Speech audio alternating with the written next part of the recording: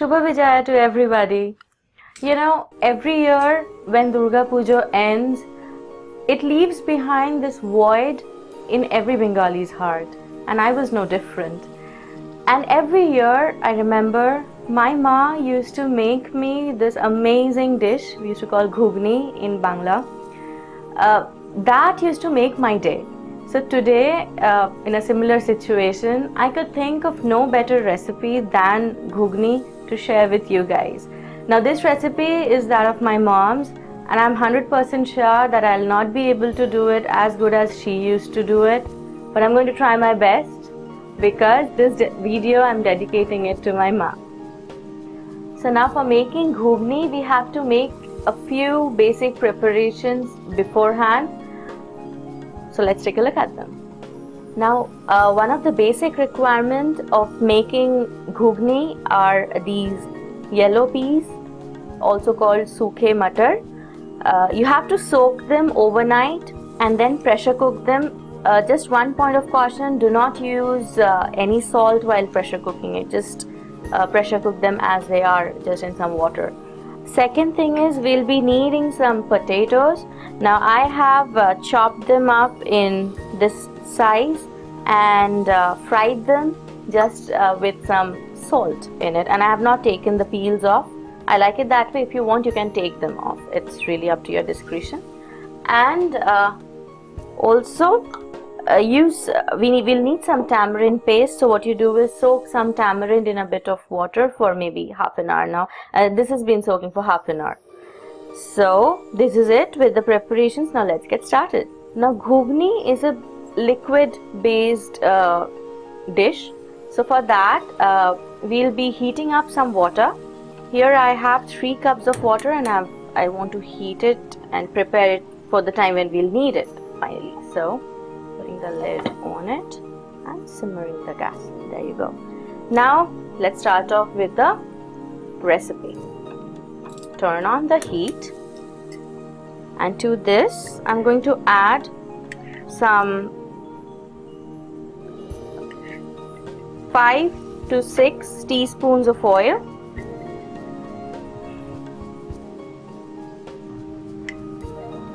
and 6.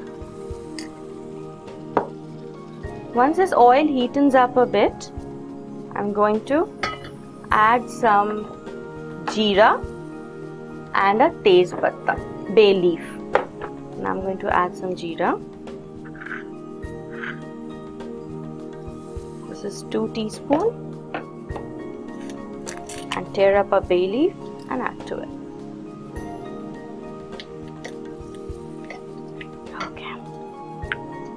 Now that my jeera is all done, I'm going to add my ginger paste to this.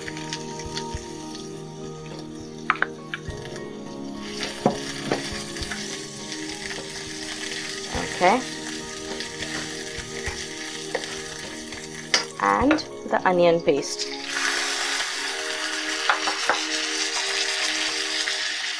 I have made a paste of 2 medium-sized onions. Here, to this we'll add some salt.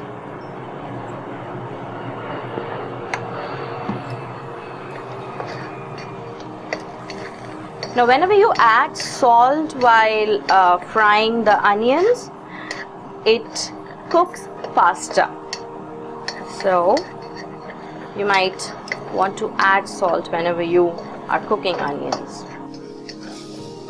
So these onions, they look cooked now.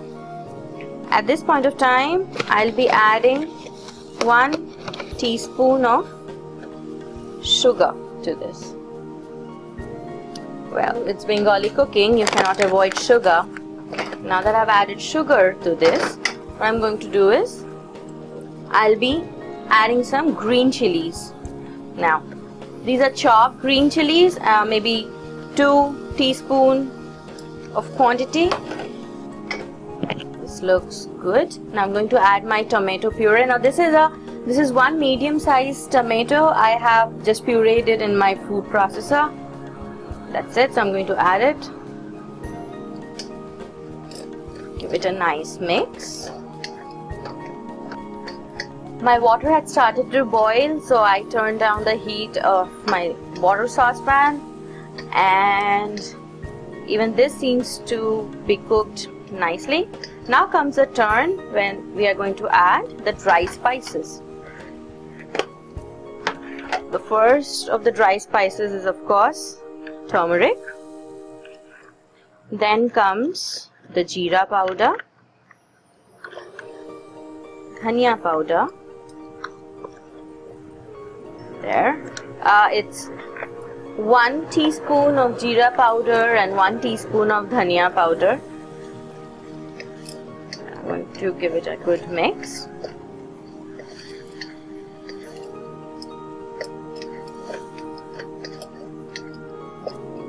Okay, so this is good. To this, I'm going to add some grated coconut. You could skip this if you are not too fond of coconut, but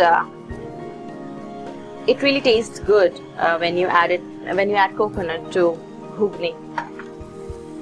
So you might try adding it. Now I'm going to add my fried potatoes there.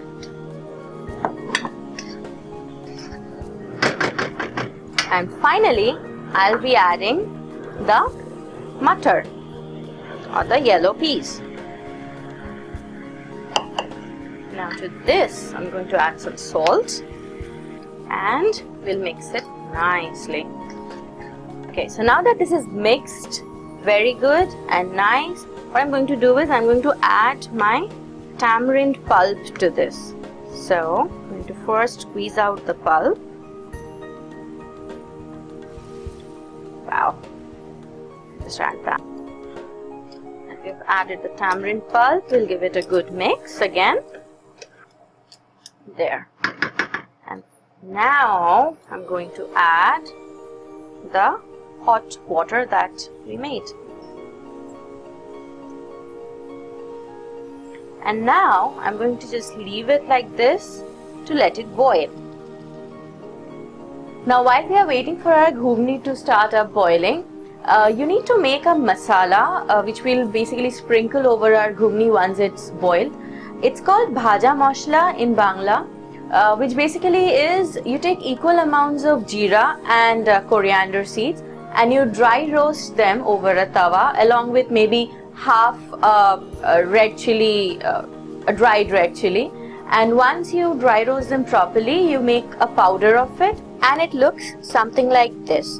Now this is a masala which you can really prepare long ahead and store it. You can also use it in raitas or maybe in chaats. It always enhances the taste. So our Ghugni has started to boil. At this point of time, I'm going to add the bhaja masala to this. Maybe some more, I'm just crazy about it. So I've added around 1.5 teaspoon of the bhaja masala in here. And after giving it a nice mix, the last and final step is to garnish. And for garnishing, we are using some freshly chopped cilantro or coriander leaves. So our Ghugni is all done and ready to be served. So this Ghugni is served piping hot. Ghugni really goes very good with luchis, or if you're like me, I just like to take it in a bowl and garnish it with some onions and cilantro. That's it for me. So I hope you enjoy this recipe making at home and do let me know how it turned out. So until next time, take care and eat healthy.